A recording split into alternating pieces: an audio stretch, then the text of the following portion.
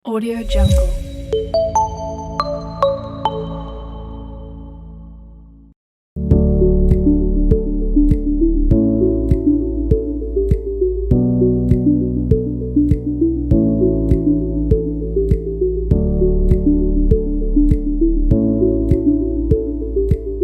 Halo, selamat siang semuanya. Selamat datang untuk teman-teman yang sudah hadir siang hari ini. Welcome to webinar Yesdoc Healthcare bekerja sama dengan Plaza Balikpapan, Balikpapan Trade Center, Borneo Bay Residence, dan Bukit Mediterania Samarinda. Halo semuanya, apa kabar semua? Perkenalkan, saya Naura dari Yesdoc yang akan jadi host pada webinar kali ini. Ayo sekarang lagi pada di mana nih? Lagi pada di kantor, lagi pada kerja dari rumah, atau lagi pada di lapangan? Nah, semoga semuanya dalam keadaan yang sehat dan semangat ya. Nah, pertama-tama terima kasih untuk Plaza Balikpapan, Balikpapan Trade Center, Borneo Bay Residence, dan Bukit Mediterania Samarinda atas kerjasamanya sehingga kami bisa menyelenggarakan webinar kali ini. Diharapkan setelah ini ya, acara ini kita semua bisa mempraktekkan perilaku hidup yang sehat, yang membantu kita menjadi pribadi yang lebih produktif ya dan efektif sekaligus menjaga kesehatan fisik dan mental agar tetap baik. Nah, di sini sudah hadir ya Ibu cantik Ibu Riona Tibian selaku Head of HR and GA Department. Halo Ibu Riona, apa kabar? Halo, ketemu dengan Mbak Nora, kabar baik. Ya, Silakan Ibu, waktu dan tempat kami persilakan untuk bisa menyapa rekan-rekan sekalian yang sudah hadir siang hari ini. ya baik. Pertama-tama kami mengucapkan terima kasih banyak atas kesempatan bisa bekerja sama dengan Yesdoc pada siang hari ini. Rekan-rekan karyawan yang ada di Balikpapan, say hello dulu, hello, semangat ya. Yang ada di Samarinda, hello. Kita mengikuti webinar siang hari ini dengan penuh semangat dan tentunya akan memberikan pola pikir yang baru, semangat yang baru. Terima kasih Dr. Lola yang siang hari ini bersedia memberikan waktunya. Itu saja yang dapat kami sampaikan, Mbak Nora. Sekali lagi terima kasih. Baik, terima kasih Bu Riona. Ya. Nah, webinar siang hari ini akan seru banget rekan-rekan. Kita akan bahas mengenai meningkatkan kualitas hidup karyawan agar lebih sehat, bahagia dan produktif. So, rekan-rekan sebagai pekerja itu kita perlu ya yang namanya memperhatikan kesehatan fisik dan mental supaya kita ini bisa tetap menjadi individu yang baik bagi diri sendiri dan lingkungan sekitar juga. Nah, kali ini kita berkesempatan untuk bisa dengerin sharing dari ahlinya langsung. Sudah hadir di sini Dr. Suklola, dokter spesialis kejiwaan, dan dokternya Yesdoc juga. Hai Dr. Lola, baik ya dok ya? Halo, Kabar ya dok ya? baik. Iya, gimana kabarnya? Semoga selalu sehat, selalu dalam kondisi yang terbaik. Iya. Mbak Naura dan rekan-rekan sekalian. Sudah siap ya dok ya? Kita berikan sharing ke teman-teman di sini ya. Siap. Oke, khusus rekan-rekan yang spesial nih yang sudah hadir, kali ini Dr. Lola juga punya hadiah spesial. Nanti Dr. Lola ini akan kasih kuis rekan-rekan. Nanti kuisnya ini supaya kita bisa mengenal diri kita itu lebih dekat. Artinya rekan-rekan nanti akan tahu seberapa jauh rekan-rekan bisa mengenal diri sendiri dan bagaimana mengenali sisi yang tidak dikendali. Nah, seru banget kan? Jadi rekan-rekan siap-siap nih untuk pilih 2-3 orang ya, rekan-rekan kerja nanti yang pernah bekerja bersama. Nanti akan di-spill sama Dr. Lola gimana caranya. Pasti ini seru banget nih Ibu Riona nih dan Dr. Lola ya. Iya, udah gak sabar nih Mbak Nora. Ya. Nanti juga teman-teman bisa langsung tanya-tanya ke Dr. Lola ya, bisa langsung input di kolom pertanyaan atau kolom Q&A.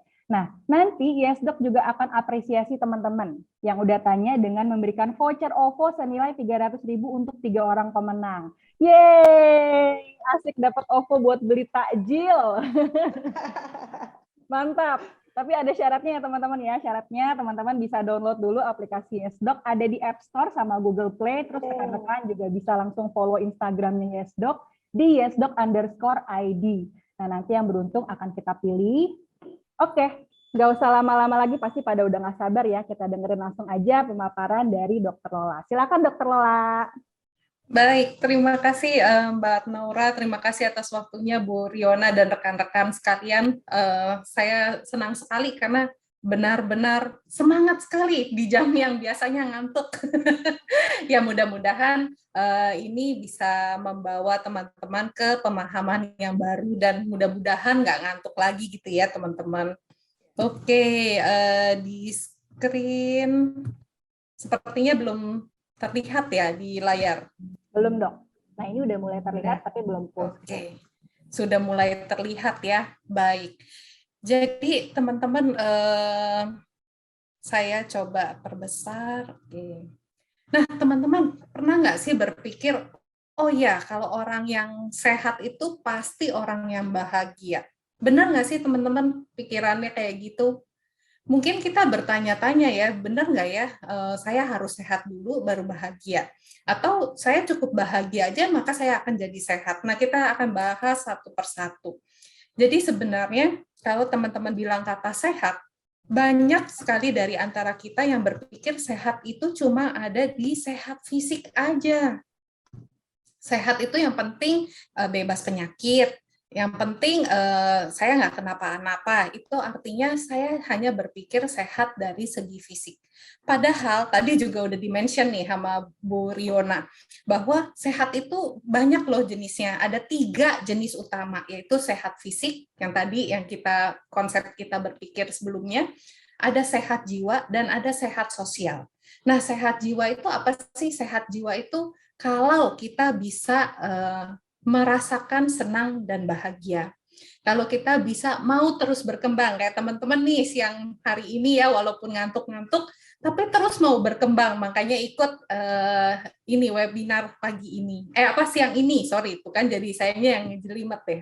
Terus kita juga bisa menyesuaikan dan menghadapi tekanan. Kita tahu bahwa pandemi udah 2 tahunan, nggak kerasa, tapi bukan waktu yang singkat. Jadi untuk bisa balik lagi, apalagi sekarang udah full offline, tentu akan ada perubahan-perubahan, dan ini tidak mudah. Namun orang yang sehat jiwa adalah orang yang mudah untuk menyesuaikan dan menghadapi tekanan. Kemudian juga orang yang sehat jiwa, orang yang mengerti potensi diri saya itu apa sih, kelemahan diri saya apa, kelebihan diri saya apa. Nah, nanti kita akan ada kuis di sini. Terus kemudian juga mampu bekerja ataupun melakukan kegiatan-kegiatan yang bermanfaat. Jadi kalau zaman dulu ada kata gabut, nah hati-hati kalau gabutnya kebanyakan, jangan-jangan sehat jiwanya perlu dipertanyakan. Jadi ini yang perlu teman-teman ingat. Kemudian juga mampu berperan aktif. Nanti kita lihat ya Mbak Naura, ini mampu nggak nih rekan-rekan berperan aktif lewat pertanyaan? Ayo, antar ada ujian nih nanti nih. Oke, tapi tenang kok, ujiannya bukan ujian yang mengerikan, ujiannya yang menyenangkan juga ya. Terus dari segi sosial, jadi dari segi sosial ini kita bisa lihat bagaimana sih dia mampu berkomunikasi, menjalin relasi, mampu untuk bekerja, bahkan bekerja sama, dan mampu untuk berpikir yang lain. Jadi berpikir bahwa perbedaan itu sesuatu yang bisa diterima, anti stigma kalau kata orang zaman sekarang. Nah, lalu kapan sih dikatakan saya ini udah gangguan deh, saya ini mungkin perlu konsultasi atau berobat. Jadi dikatakan gangguan itu bisa terjadi dari 3 roda utama, yaitu biologi, sosial, psikologi, dan sekarang ada juga yang bisa mempengaruhi, yaitu pengaturan dan pengadaan, khususnya ini di bidang pekerjaan maupun di bidang pemerintahan ya, pengaturan dan pengadaan. Nah, untuk biologi sendiri ini apa aja tuh yang bisa mempengaruhi? Yang pertama adalah tentu kalau punya penyakit bawaan atau penyakit yang kronis, terus ada pengobatan tertentu, terus usia tertentu, ataupun bentuk pekerjaan yang resiko tertularnya tinggi. Nah, saat ini agak sulit kita bilang pekerjaan tidak beresiko tertular, karena namanya onsite, tentu resiko ini pun ada. Terus kemudian untuk masalah sosial, misalnya, oh ya sekarang ini karena pandemi, kemungkinan pekerjaan juga jadi berubah. kemungkinan juga gaji berubah ataupun yang lainnya juga berubah. Terus kemudian bisa juga dari psikologis, jadi memang orang tersebut tidak mampu untuk beradaptasi atau dengan stres, bahkan dukungan-dukungan yang kurang. Ini maksudnya dukungan tidak hanya melulu dukungan di dalam rumah atau di orang terdekat, tapi bisa juga dukungan di lingkungan pekerjaan. Nah, lalu mulai lagi nih orang bertanya-tanya, kalau misalnya itu terjadi, Dok, terus sebentar, ini kok saya belum bisa ini ya, pindah slide. Sebentar. Mungkin bisa di stop share terus di share lagi aja, Dok. Iya, saya stop share deh. Oke.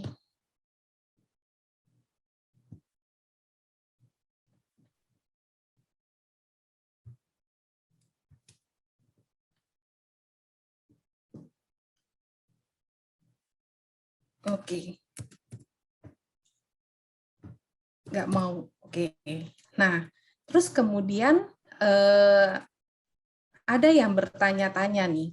Jadi kalau saya misalnya udah punya hidup yang berkualitas, apakah artinya otomatis pekerjaan saya juga pekerjaan yang berkualitas? Atau dengan sendirinya saya bisa mencapai seluruh hidup saya yang berkualitas termasuk pekerjaan? Jawabannya gini, kadang sulit kita mencapai sesuatu yang berkualitas karena kadang kita tidak mengerti nih, mana sih yang bagian dari harapan, mana sih yang bagian dari kebutuhan. Nah, makanya di sini nanti kita juga akan belajar nih, menggali yang mana sih sebenarnya bagian dari harapan dan sesuatu yang bersifat rasional, dan yang mana yang sebenarnya memang kita butuhkan. Tunggu ya teman-teman, jadi kita akan bahas di bawah ini. Terus kemudian dikatakan kualitas pekerjaan ini berkaitan banget sama yang namanya well-being karyawan. Well-being ini maksudnya keadaan di mana karyawan bisa bekerja dengan optimal. Karyawan bisa merasa pekerjaannya dihargai. Maka kalau kita bicara tentang well-being, nggak melulu tentang materi. Kadang-kadang ada orang-orang tertentu yang bekerja karena merasa, oh ya di pekerjaan ini saya mampu loh berrelasi dengan baik, baik secara fisik maupun sosialnya. Enak nih diajak untuk kerja bareng, enak nih diajak untuk kerja sama. Kalau yang fisik nih contohnya, misalnya, oh ya di kantor ada loh kegiatan fisik yang bersama. Kalau dulu ada namanya outbound, kalau sekarang mungkin udah mulai jarang karena masa pandemi. Mudah-mudahan nanti setelah jadi endemi, ini juga akan lebih banyak ditekankan. Terus kemudian tadi, kesehatan. Nah, saya senang banget karena rekan-rekan di sini tentu yang mau hadir di webinar kali ini memperhatikan tidak hanya kesehatan fisik, melainkan juga kesehatan sosial dan psikologis. Terus kemudian kalau kita bicara tentang kepuasan, maka kepuasan itu bisa tercapai secara objektif ataupun secara subjektif. Contoh objektif misalnya gimana? Misalnya ada karakteristik lingkungan kerja yang memenuhi standar teman-teman. Terus kemudian jenis kerjaannya sesuai dengan minat teman-teman. Terus ada pekerjaannya yang dijamin keamanannya. Ini baik keamanan secara finansial maupun keamanan yang sifatnya benar-benar murni keamanan. Terus kemudian ada teknologi yang mendukung, sistem manajemen yang baik, organisasi yang baik, bahkan gaji yang memuaskan gitu ya teman-teman, maunya terutama yang terakhir ini gaji gitu ya. Terus kemudian kalau subjektif gimana? Nah, ternyata penilaian subjektif ini tergantung dari merasa bahwa pekerjaan yang saat ini adalah pekerjaan yang memang betul saya inginkan, yang betul saya mau jalaninnya yang ini, bukan dipaksa oleh orang lain. Terus kemudian juga ada nih pemahaman mengenai rasa puas dan kemampuan untuk mendukung motivasi diri sendiri, bahkan berkomitmen dan merasa bangga terhadap diri sendiri. Nah, yang terakhir ini memang seringkali kalau kita berpikir masa depan seringkali membuat seseorang mengalami burnout. Jadi dikatakan bahwa burnout sendiri atau merasa lelah, padahal sudah berupaya maksimal, atau merasa, oh saya tidak bisa bekerja efektif, itu melibatkan faktor internal dan bahkan eksternal. Kita tidak akan membahas faktor yang eksternal karena eksternal itu sifatnya kita melibatkan pengaturan di tempat kerja masing-masing. Tetapi kita akan lebih berfokus pada faktor internal supaya kita sama-sama bisa memperbaiki diri. Nah, untuk faktor internal sendiri ternyata ini dipengaruhi banget sama yang namanya ekspektasi kita terhadap pekerjaan. Sikap kita untuk berupaya memperbaiki diri, bahkan berupaya untuk naik pangkat kalau di pekerjaan-pekerjaan tertentu. Dan bahkan dikatakan bahwa seluruh faktor internal ini juga akan mempengaruhi terjadinya burnout atau tidak. Nah, dikatakan gimana sih caranya kita mencegah burnout? Ternyata cara kita mencegah burnout salah satunya adalah dengan kita mengenali emosi diri kita dan mengenali diri kita lebih dalam. Kemudian kita mampu mengontrol diri. Dalam arti kita mampu nih menetapkan target yang sesuai dengan realita, bukan lagi sesuai dengan keinginan saja gitu ya teman-teman. Nanti kita akan belajar gimana caranya. Nah, sekarang kita mau siap-siap nih masuk ke kuis. Jadi sebenarnya benar nggak sih seluruh orang di muka bumi ini mampu mengenali dirinya 100%? Jawabannya tidak, teman-teman.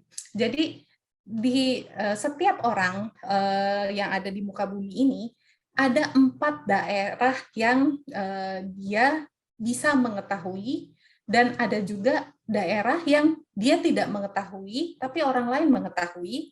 Ada lagi yang sama-sama nih orang lain dan dia tidak mengetahui. Bahkan ada juga area yang hanya dia yang tahu, yaitu rahasia.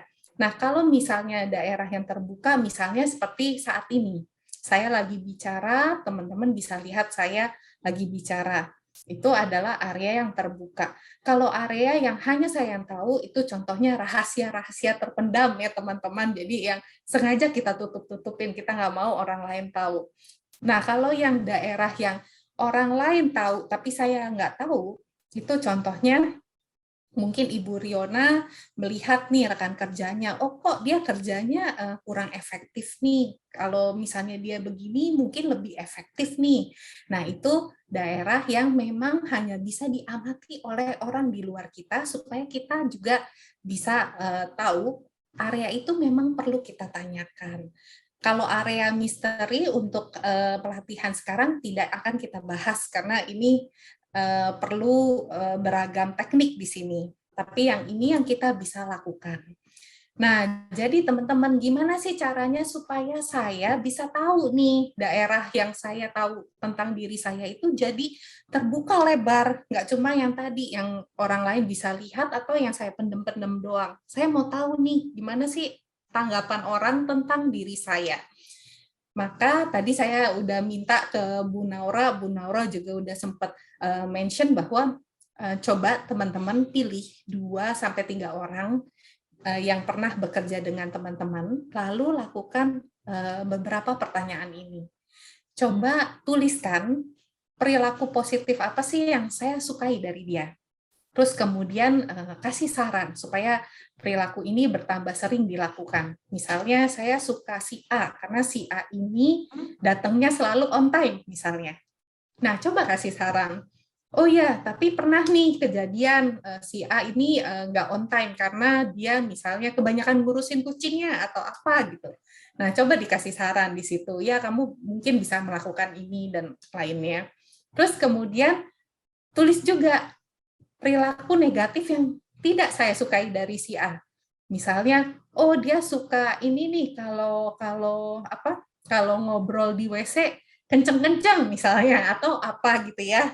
Terus kemudian diberikan saran gimana sih supaya perilaku ini kemungkinan bisa berkurang. Dan kemudian ini untuk diri sendiri. Perilaku positif dan negatif pada diri sendiri. Sarannya apa ya? Saya supaya bisa ningkatin yang positif, bisa nurunin yang negatif. Nah, kemudian yang untuk teman-teman kita itu, tolong diberikan tata nama ke orang yang bersangkutan. Boleh diketik, karena kalau ditulis tangan biasanya Nanti ketahuan, bisa ditebak-tebak, oh ini tulisannya si ini nih gitu ya. Jadi ketahuan. Atau kalau memang mau dibikin kalau dulu ada di kantor yang lain, mereka membuat yang namanya amplop saran. Jadi amplop saran itu dikasih nama masing-masing teman-teman, kemudian amplop saran itu diletakkan di daerah yang mudah terlihat. Jadi biasanya setiap minggu amplop saran itu ada isinya, dan orang yang bersangkutan boleh ambil amplop saran itu. Jadi ini adalah salah satu bentuk kuis yang bisa dilakukan di mana aja, bahkan secara digital sekalipun, kalau misalnya memungkinkan gitu ya, bisa juga dilakukan. Nah, ini bisa membantu untuk mengenali siapakah diri saya. Seperti apa sih diri saya di tanggapan orang di luar sana. Dan buat apa sih saya tahu siapa diri saya? Tidak lain supaya kita bisa tahu apa yang saya lakukan ini ternyata seberapa bermanfaat sih bagi orang sekitar saya. Saya udah melakukan hal yang seperti apa? Yang segi positifnya seberapa banyak. Jadi dengan adanya saran seperti ini, biasanya orang tersebut akan muncul motivasi tertentu. Nah, lalu kalau udah muncul nih keinginan, udah tahu nih diri sendiri seperti apa, tentu di otak sini mulai muncul, wah saya mau bisa mencapai sesuatu, saya harapannya ABC gitu ya. Nah, tadi kita sempat singgung tentang harapan. Hati-hati, harapan itu ada yang bersifat rasional, ada yang bersifat irasional. Kalau yang bersifat irasional, apalagi itu kita pakai untuk menjadi goal kita, kira-kira gimana teman-teman? Kita mengejar, misalnya bukan mengejar deh, andaikan teman-teman ikut dalam pertandingan berlari. Terus kemudian teman-teman nggak tahu garis finishnya di mana, nggak tahu harus lari seberapa jauh. Kira-kira saat tengah berlari, kita akan kehilangan semangat nggak? Kita akan lelah nggak? Lelah banget. Dan itulah yang sering kali menimbulkan burnout, baik di lingkungan kehidupan pribadi maupun di lingkungan pekerjaan. Maka dari itu, sama-sama yuk kita mulai bikin goal yang sifatnya rasional. Caranya gimana teman-teman? Jadi kita yang pertama, kita perlu tahu dulu yang namanya rasional itu apa. Yang namanya rasional, bikinlah sesuatu goal yang sifatnya spesifik, terukur. Kalau bisa berorientasi gerak, tindakannya, saya mau apa gitu ya. Kemudian ada target waktunya. Dan kalau goalnya sangat besar, tolong dibagi ke target yang kecil. Tujuannya supaya teman-teman tidak burn out, tidak kelelahan mau ngejar goalnya yang besar banget. Misalnya, goal besarnya adalah mau jadi kepala cabang di satu Indonesia gitu ya. Tentu itu goalnya besar banget gitu. Dan teman-teman misalnya tentuin target waktunya 5 tahun mau jadi kepala cabang. Nah, saya nggak tahu nih gimana nih di perusahaan ini memungkinkan nggak tuh. Tapi andaikan memungkinkan, coba deh teman-teman lihat dengan goal yang seperti itu, kira-kira besar banget nggak sih goalnya? Besar banget. Terus udah kayak gitu, bisa nggak teman-teman lakukan? Andaikan teman-teman bisa lakukan, waktu 5 tahun itu tidak sedikit. Waktu 5 tahun itu sangat panjang. Tidak terlalu panjang, tetapi juga tidak terlalu pendek. Jadi dibandingkan gitu, mulai bagi dalam target yang kecil. Misalnya, oke, kalau gitu saya kan mulai dari magang. Saya jadi pegawai tetap dulu deh, dalam waktu berapa gitu ya. Terus kemudian, pegawai tetap, tapi tindakannya apa ya?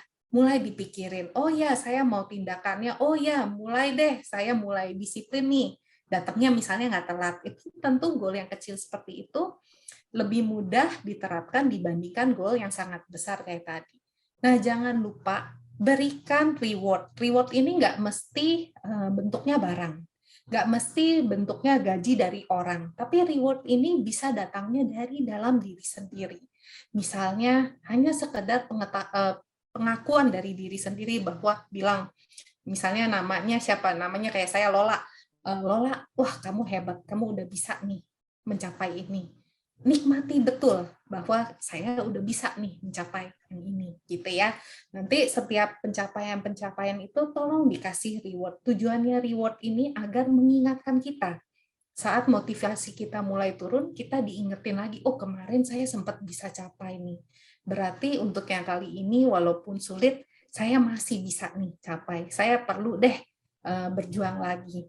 Dan ingat bahwa target apapun sebagus-bagusnya target itu sifatnya trial and error.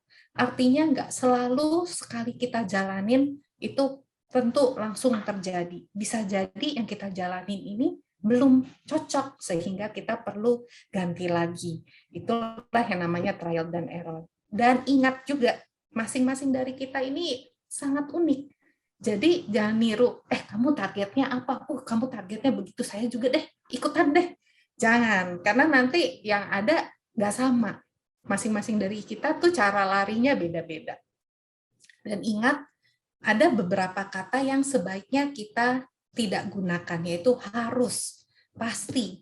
Mengapa tidak digunakan? Karena kata harus dan pasti ini sifatnya irasional, tidak sesuai dengan realita, karena yang namanya harus itu artinya kan harus seperti itu, tapi kenyataannya di dunia ini tidak ada sesuatu yang sifatnya 100% dan tidak ada sesuatu yang sifatnya pasti terjadi seperti itu. Yang ada hanya ketidakpastian. Jadi tolong pikirkan lagi ya. Jadi kalau misalnya mau pakai kata harus, lebih baik kita pakai kata kemungkinan. Karena kalau kita pakai kata kemungkinan, kita akan melihat dari sudut pandang yang berbeda-beda, tidak hanya dari satu sudut pandang. Kalau misalnya kita mau pakai kata pasti, usahakan pakai juga kata berpeluang. Karena berpeluang itu kita akan melihat beberapa jenis pemahaman yang berbeda. Bahkan kadang orang bisa kejeblos di satu titik, belum tentu dia di titik depannya kejeblos kalau dia memikirkan beberapa peluang tadi. Oke, nah walaupun waktunya singkat, tapi teman-teman pernah nggak sih berpikir bahwa gini, kapan ya saya bisa bahagia? Kapan ya orang lain itu bisa membahagiakan saya? Kapan ya pekerjaan ini bisa membahagiakan saya? Saya bakal bahagia kalau dia begini, kalau pekerjaan saya begitu. Pernah nggak sih teman-teman berpikir kayak gitu? Nah, sekarang saya ingin membantu teman-teman untuk mengubah sedikit mindset teman-teman. Jadi, kalau ditanya kapan ya bahagia, maka jawabannya tidak akan pernah terjadi. Jadi, gimana dok caranya dok supaya saya bahagia? Caranya adalah teman-teman mau memutuskan untuk bahagia. Coba yuk sekarang kita sama-sama ngerengut yuk mukanya, walaupun yang off cam juga boleh ikutan kita ngerengut kayak orang lagi dongkol. Coba deh kita sama-sama ngerengut muka yang jelek banget, kayak orang yang lagi marah banget. Coba deh teman-teman kita coba lakukan itu. Boleh mukanya mau boleh. Mau mukanya di rengutin yang kayak gini, kayak abis makan sesuatu yang asam, boleh banget. Sejelek-jeleknya. Coba teman-teman. Nah, kalau di samping kanan kiri teman-teman atau depan teman-teman ada orang lain, boleh dilihat ya mukanya. Dia yang lagi asam-asamnya itu kayak gimana. Boleh. Nah, sekarang dari kita muka jelek, sekarang kita coba yuk kita longgarin semuanya. Coba dilonggarin. Sekarang kita pasang yuk senyum. Senyum. Boleh kita pasang ketawa, yang paling bahagia ketawanya. Boleh. Ada yang mungkin di sini bilang, itu kan ketawa pura-pura, itu kan senyum pura-pura, nggak apa-apa. Tapi lihat deh teman-teman, kita bisa mutusin bahagia itu sedetik. Asalkan kita bilang, saya bahagia. Jadi bahagia itu teman-teman, nggak dipengaruhi loh sama lingkungan. Nggak dipengaruhi sama dia mau ngapain, nggak dipengaruhi. Bahagia itu datangnya dari dalam diri kita. Saat kita memutuskan untuk bahagia, saat itu juga kita akan bahagia. Dan saat itu juga, karena kita udah bilang kita mau bahagia, kita akan melakukan sesuatu yang berbahagia buat diri kita. Oke, mungkin kalau itu aja kurang ya teman-teman ya, kurang greget kalau cuma disuruh dari rengut jadi senyum, kurang greget. Yuk kita Kasih lagi, mari yuk. Dok. Kasih lagi ya Kasih lagi, teman-teman Dok. ya. Oke, kita mulai yuk. Sekarang kita coba tutup mata kita deh. Tutup mata kita. Kalau memang bangkunya ada sandaran, boleh bersandar. Kalau tidak, coba dalam posisi yang paling nyaman buat teman-teman. Oke, bagus. Sekarang kita tarik nafas yang dalam. Bagus. Kita hembuskan. Oke, tarik lagi napas yang dalam. Kita hembuskan. Bagus, tarik lagi nafas yang dalam, dan kita hembuskan. Sekarang coba kita tersenyum bersama, dan kita membayangkan, dan kita memilih, dan kita mengatakan ke diri kita sendiri, saat ini juga saya memutuskan untuk bahagia.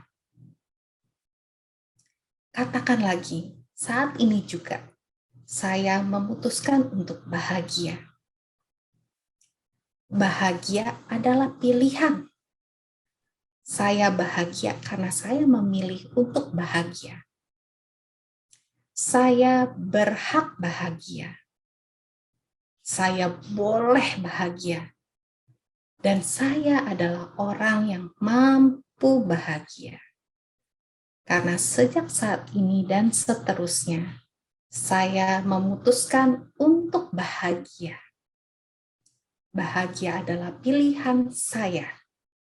Saya berhak bahagia. Saya boleh bahagia. Dan saya mampu bahagia. Kapanpun saya ingin bahagia. Saya mampu bahagia, saya berhak bahagia, dan saya boleh bahagia. Dan sekarang kita tutup dengan kita perlahan buka mata dan katakan, siapa yang bahagia di sini? Saya Bahagia. bahagia. Oke. Nah, tentu dari teman-teman semua yang sudah mengikuti webinar ini bertanya-tanya, oh kalau saya boleh ngerjain sendiri, lalu kapan sih sebenarnya saya butuh pertolongan profesional? Jadi ternyata nih teman-teman, isu di luar sana yang bilang, oh kalau ke psikiater kalau udah parah aja, oh psikiater galak-galak, psikiater bisa menggigit gitu ya, itu bohong semua teman-teman. Karena psikiater itu sebenarnya bisa melakukan baik pemeriksaan di awal, misalnya teman-teman mau tahu nih, oh saya ada nggak ya sesuatu yang perlu saya perbaiki, ada nggak ya sesuatu yang perlu saya cegah supaya tidak berkembang ke arah yang lebih buruk. Nah, itu bisa dilakukan ke psikiater.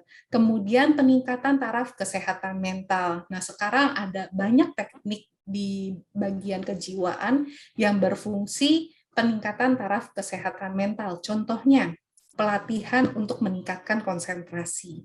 Ada lagi pelatihan-pelatihan lain, misalnya pelatihan pengenalan diri atau pelatihan berelasi. Ini kan fungsinya peningkatan taraf kesehatan mental. Terus gagal penanganan mandiri. Udah bolak-balik ikut webinar A, B, C, udah bolak-balik lakukan teknik A, B, C. Ingat, teman-teman itu orang yang unik.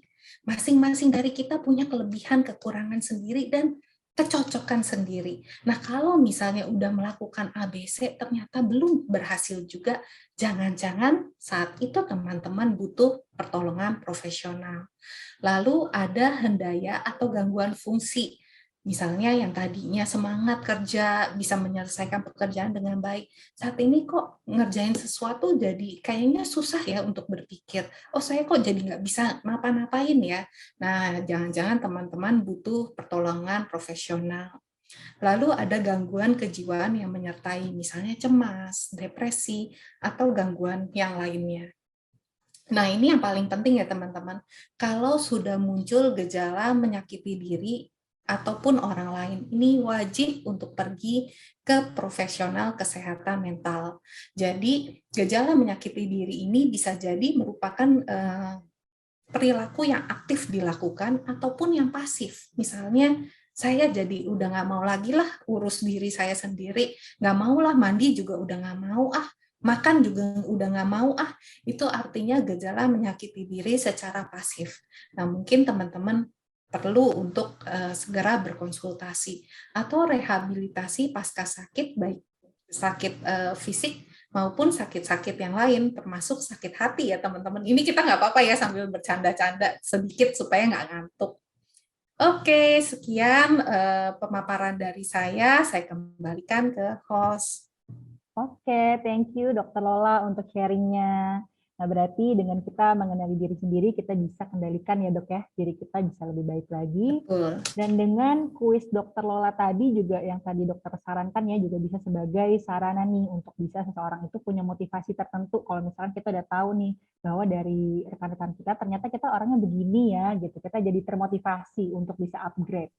Dan juga untuk target, tadi Dr. Lola sempat mention, target itu tuh trial dan error ya dok ya, jadi sifatnya bukan harus dan bukan pasti gitu. Jadi take it easy dan trust the process aja, santai aja gitu.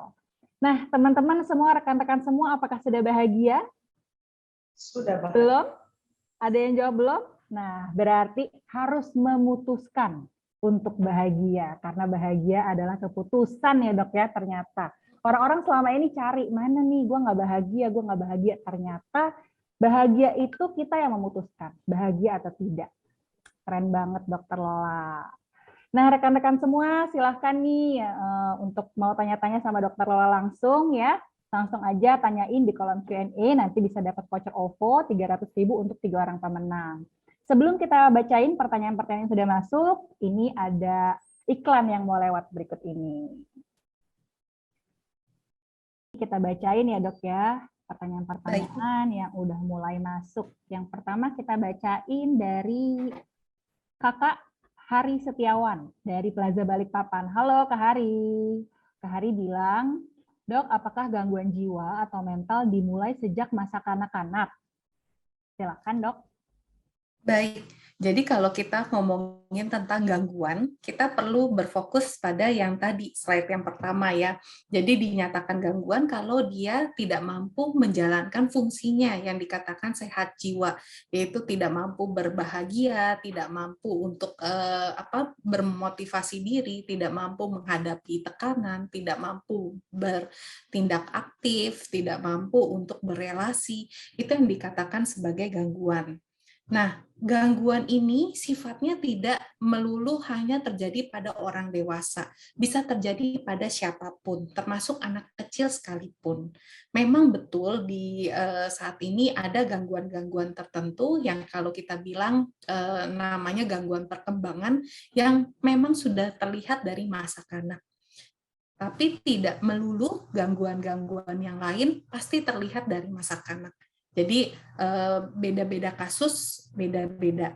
Tetapi ada juga yang bilang nih, oh dok kalau gitu kalau lingkungan hidup anak itu dari kecilnya jelek, otomatis dia berkembang jadi gangguan dong dok. Jawabannya tidak. Kita ingat ya tadi ada 3 roda tuh, ada biologi, sosial, psikologis. Jangan-jangan memang sosialnya, lingkungannya sangat jelek. Tapi jangan-jangan dari segi biologis dia tidak memiliki kerentanan. Dari segi psikologis dia individu yang memang strong kalau kata kita. Jadi bisa jadi tidak timbul gangguan. Jadi makanya tergantung masing-masing kasus. Mudah-mudahan menjawab ya Kak Hari. Oke, kita next langsung ke pertanyaan berikutnya ya. Ini dari Anonymous nih, dok. Sayang banget nih kalau jadi Anonymous, nanti nggak bisa dapat hadiah loh kalau Anonymous. Katanya bagaimana mengatasi tekanan kerja agar tetap produktivitas dan dinamis dalam lingkungan kerja, katanya dok. Oke, jadi pertama definisiin dulu ya yang dimaksud dengan tekanan ini apa.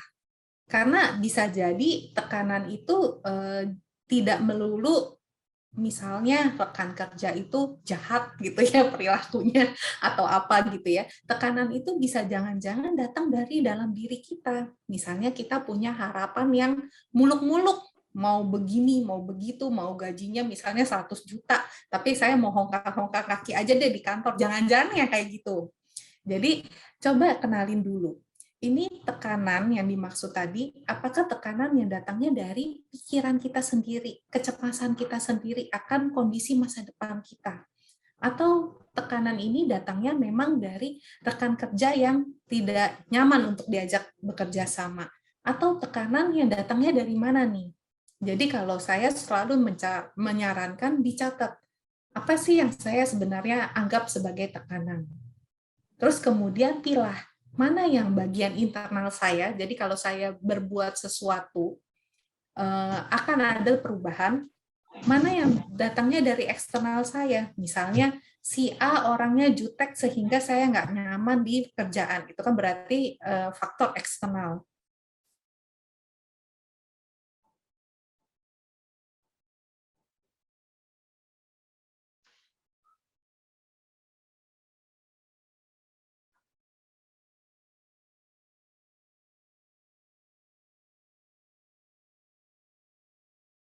Lah nyautin yang juteknya dia, saya fokus saja maksud dan tujuannya dia tuh apa sih supaya saya fokus sama apa yang bisa saya lakukan. Itu satu. Terus kemudian berfokuslah untuk hidup di masa kini, bukan masa lalu. Jangan-jangan tekanan ini datang karena kemarin saya jadi karyawan teladan. Hari ini yang jadi karyawan teladan bukan saya, tapi dia tuh gitu kan. Jadi muncul rasa, oh ya, kenapa ya kok jadi dia? Jadi ada tekanan lagi di dalam. Nah, ingat ya, kalau kita lihat masa lalu, maka saat ini kita akan jalanin dengan penuh beban. Karena kita udah melulu kepikiran, oh kemarin saya bisa gitu, berarti hari ini harus bisa. Oh kemarin saya melakukan kesalahan itu, aduh kenapa saya melakukan kesalahan itu, penuh penyesalan. Akhirnya tenaga kita habis di situ. Atau terlalu mikir masa depan terus. Aduh saya mau tuh naik pangkat kayak Bu Riona lah gitu. Saya nggak mau jadi bawahan terus misalnya kayak gitu. Jadi kejar terus akhirnya kita capai. Karena kenapa? Kita cemas. Benar nggak ya yang saya udah lakukan ini bisa mencapai posisi itu? Jadi cemas terus. Akhirnya kita penuh dengan tekanan dan kecemasan. Yang ada kita nggak mampu berjalan, malahan kita jalan di tempat gitu ya. Nah, itulah yang teman-teman bisa lakukan. Jadi pertama, fokus kenali dulu tekanan ini sifatnya dari dalam atau dari luar. Kemudian kalau dari luar, maka fokus dengan apa yang teman-teman bisa kerjakan, supaya tekanan dari luar itu menurun, atau jangan-jangan teman-teman memang nggak usah melakukan apa-apa, karena kan itu sifatnya dari luar. Dan kemudian fokus yang dari dalam ini untuk hidup di masa kini. Tidak hidup di masa lalu ataupun hidup di masa depan. Mungkin secara spesifik saya tidak bisa jelaskan karena masing-masing kasus tentu berbeda. Tapi secara umum mudah-mudahan menjawab. Oke, kita move ya dok ya ke peserta yang lain. Nah tadi tuh ada kakak Marjuni, itu tadi semangat banget tuh raise hand terus. Nah kita mau kasih akses untuk bisa nanya langsung ke Dokter Lola. Halo kakak Marjuni, masih ada nggak di sini ya? Kalau mau tanya langsung kita udah kasih akses nih kak untuk bisa tanya langsung ke Dokter Lola. Untuk kakak Marjuni dan kakak Firdianto. Halo. Ya, halo. Halo. Oh, Kakak Firdianto dulu nih. Oke, Kak Firdianto silahkan bisa tanya langsung ke Dokter Lola. Ya, tadi sih sebenarnya udah ada di Q&A juga dok. Oke. Mau tanya aja, kalau sleep disorder itu masuk juga ke gangguan juga atau enggak? Jadi apakah itu termasuk salah satu gangguan atau juga? Terus tadi ada lagi apa ya? Sebentar, saya lupa pertanyaannya. Autis. Ya, kalau misalkan nih teman saya nih punya ponakan dia itu autism, itu apakah bisa diterapi juga? Apa yang bisa diterapi dok? Itu masuk ke gangguan juga dok? Kalau autism itu ya? Oke. Jadi Kak Firdianto, pertanyaannya ada dua ya, satu tentang Iya. tidur, satu lagi tentang autisme.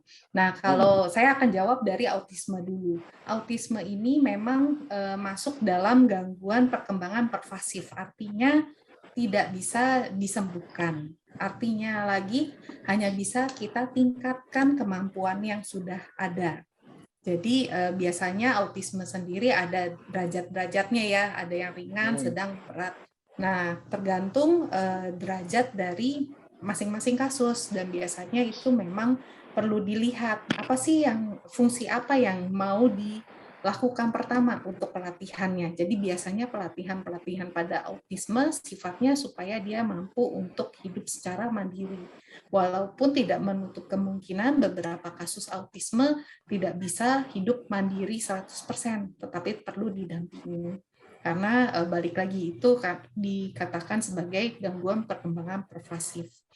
Nah, kalau tentang sleep disorder sendiri sebenarnya dia masuk ke ranah gangguan. Namanya juga udah disorder ya, berarti kan gangguan. Sleep disorder bisa berarti dia sulit untuk memulai tidur, atau sulit untuk mempertahankan tidur, atau tidur tapi terputus-putus. Jadi itu yang disebut sebagai sleep disorder. Nah, sleep disorder sendiri biasanya merupakan gabungan dengan penyakit lainnya. Jadi belum tentu dia berdiri sendiri. Bisa beberapa kasus bisa berdiri sendiri, tetapi beberapa kasus kebanyakan ada pencetus awalnya. Jadi misalnya dia cemas atau gangguan depresi atau gangguan lain, bahkan gangguan fisik tertentu bisa mencetuskan sleep disorder. Misalnya kalau kita kenal OSA, yaitu obstructive sleep apnea. Saat dia tidur tidak bisa bernafas dengan lancar sehingga terjadilah yang namanya henti nafas secara sebentar tapi sering selama siklus tidurnya. Ini bisa dipengaruhi banyak faktor, bahkan faktor kelainan bentuk fisik sendiri juga bisa mempengaruhi. Nah, yang sleep disorder yang dimaksud saya nggak tahu yang mana, tapi kira-kira gambarannya seperti itu. Jadi dia bisa berdiri sendiri ataupun gabungan dengan gangguan lain. Ya, Kira-kira seperti yang itu ya. maksudnya yang sleep disorder ini, jadi saya untuk memulai tidur itu at least jam 1. At least jam 1 bangun itu subuh. Selalunya seperti itu. Nah, itu apakah memang itu gangguan yang bisa diperbaiki atau gimana, Dok? Nah, itu tergantung masing-masing kasus. Sepertinya kita nggak bisa bahas di sini karena biasanya kasusnya tiap orang berbeda-beda. Karena saya akan memerlukan data misalnya sebelum terjadinya hal itu kebiasaannya seperti apa, kemudian ada kejadian seperti apa. Nanti kalau kita jawab di sini, takutnya masalah pribadi jadi kemana-mana nih. Iya, jadi itu biasanya perlu sesi konsultasi spesifik. Seperti itu, kalau kayak Pak. gitu memang sudah harus konsultasi ya? Iya, karena kalau misalnya nggak konsultasi, nggak tahu kira-kira ini penyebabnya apa. Apakah memang dari fisiknya, atau memang dari kebiasaan, atau memang ada masalah psikis yang mendasari, nggak tahu. Karena masing-masing kasus berbeda.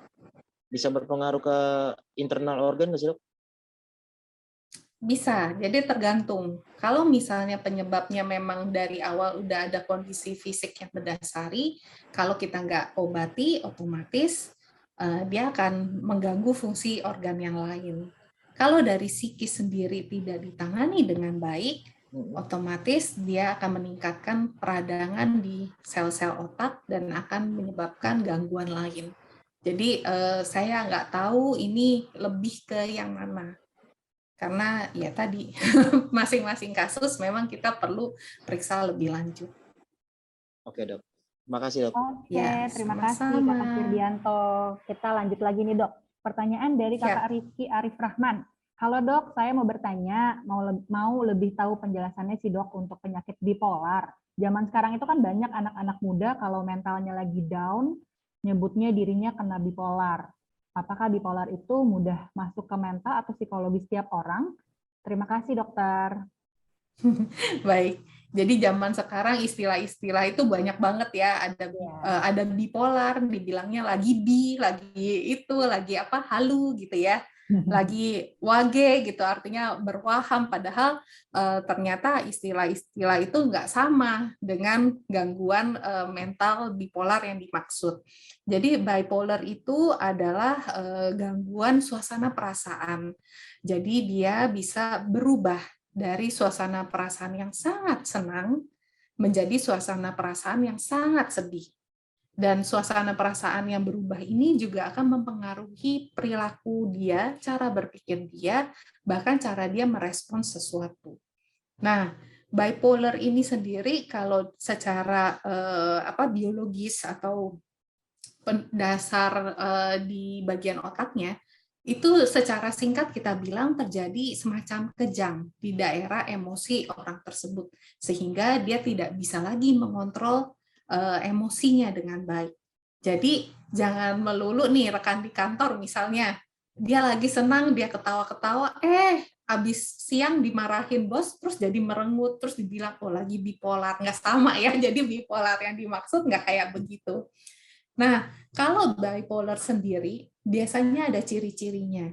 Dalam kondisi manik misalnya, cirinya dia bisa ngomong begitu cepat, idenya banyak, sampai orang di sekitarnya bingung, dia lagi ngomong apa ya, lompat-lompat terus idenya, dan biasanya juga baik pada pria maupun pada wanita terjadi peningkatan yang lain, peningkatan energi, peningkatan libido, peningkatan belanja sampai tidak terkontrol.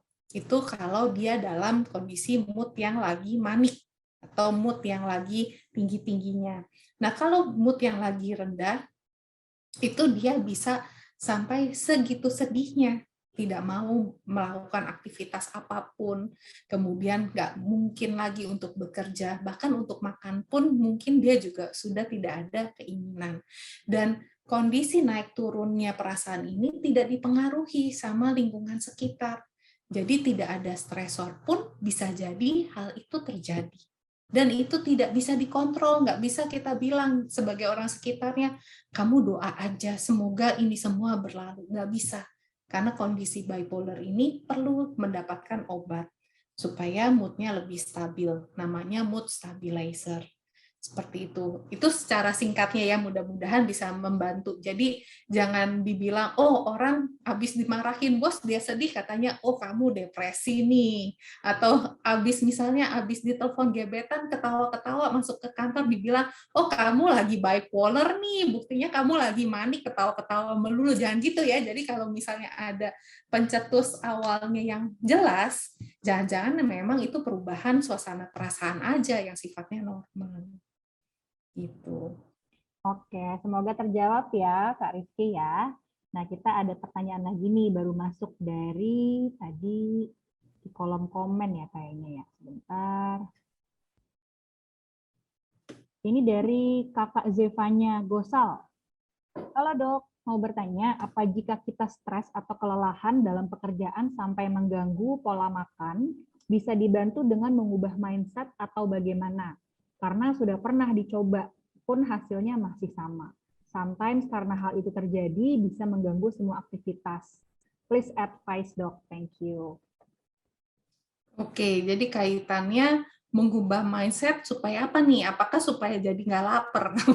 Kalau gitu bahaya ya mengubah mindset itu ya. Jadi ingat ya teman-teman, bukan berarti segala hal kita hanya pakai ubah mindset terus kemudian seluruh masalah kita beres. Nggak kayak gitu. Jadi contoh nih teman-teman, teman-teman kalau telat makan akan timbul misalnya, oh perutnya sakit. Terus kemudian teman-teman ngerasa, oh saya jadi matanya misalnya berkunang-kunang, tidak bisa berpikir, kepalanya sakit gitu ya. Tentu dengan kita ngubah mindset doang, kita bilang, oh nggak apa-apa, ini saya bisa kenyang, saya bisa rasanya nyaman. Tentu itu nggak akan membantu teman-teman. Karena yang kita lakukan kan itu sesuatu yang menyalahi aturan ya, karena kalau orang lapar perlunya makan. Jadi mengubah mindset maksudnya kayak gini, oke, saya telat makan karena apa? Karena misalnya, satu, saya nggak bisa nih, kalau makan saya butuh waktu 15 menit, sementara saya rapatnya itu mepet-mepet, jadi nggak bisa makan dalam waktu 15 menit. Nah, mungkin teman-teman butuh untuk ngatur makanan yang sifatnya bisa dimakan dengan mudah. Misalnya teman-teman menggunakan makanan yang bentuknya cair, atau teman-teman sedia misalnya fit bar. Nah, itu adalah salah satu perubahan mindset. Terus kemudian stres. Setiap kali stres, saya jadi nggak nafsu makan. Saya jadi nggak mau napa-napain. Nah, mindset bisa kita ubah. Tapi bukannya berarti, saya ubah mindset, terus saya langsung jadi nafsu makan dan saya mau napa-napain. Nggak seperti itu. Kita kenalin dulu nih mindset-nya. Apa sih yang biasa bikin saya stres? Saya tertrigger-nya tuh apa sih kalau lagi stres? Misalnya, saya tertrigger kalau misalnya kerjaan itu berturut-turut datang, saya nggak dikasih waktu istirahat. Atau kerjaan itu seperti apa, terus jadinya saya jadi stres. Nah, dikenalin dulu. Kalau misalnya betul teman-teman karena kurang istirahat, coba teman-teman pikirkan, sebenarnya namanya istirahat itu tidak melulu bentuknya harus panjang. Jangan-jangan cukup teman-teman luangkan 1 menit aja dari waktu teman-teman untuk berpikir, sekarang saya mau rasakan yang namanya istirahat. Saya mau coba yang tadi Dokter Lola cobain ke saya, bilang ke diri saya sendiri, saya bahagia, saya lagi istirahat, ini saatnya me time saya, 1 menit itu pun berharga, dan saya mau recharge energi saya. Nah, itu perubahan mindset. Dan itu yang bisa membantu teman-teman untuk merasakan recharge lagi. Jadi ingat ya teman-teman, jadi perubahan mindset itu juga ada prosesnya. Tidak terjadi secara instan. Nggak bisa orang di sekitar kita bilang, kamu merasa sedih terus, udah dong, ubah dong mindset-mu. Nggak bisa seperti itu. Memang perlu datang dari dalam diri kita, kenali dulu apa yang membuat kita merasa seperti itu, catat, dan kemudian baru kita bisa analisa. Kira-kira kayak gitu ya, teman-teman. Sorry nih, nggak bisa spesifik, karena saya nggak tahu kasus per kasusnya. Harus lebih dalam ya dok ya, untuk sampai Betul. bisa ini ya. Oke. Ya, Dokter Lola, kita sepertinya sudah sampai pada penghujung acara nih. Terima kasih ya Dokter Lola ya, sudah bisa sharing dengan kita. Terima kasih juga untuk teman-teman semuanya dari Plaza Balikpapan, Balikpapan Trade Center, Borneo Bay Residence, Bukit Mediterania Samarinda. Nah, teman-teman yang belum terjawab pertanyaannya, jangan sedih ya, karena langsung bisa ngobrol-ngobrol sebenarnya langsung sama Dokter Lola. Tadi Dokter Lola juga sudah share untuk link dan barcode bisa konsultasi online. Nah, sebelum kita umumin dok, ini siapa yang beruntung untuk penanyanya, ini kita saksikan dulu ya video yang berikut ini. Baik.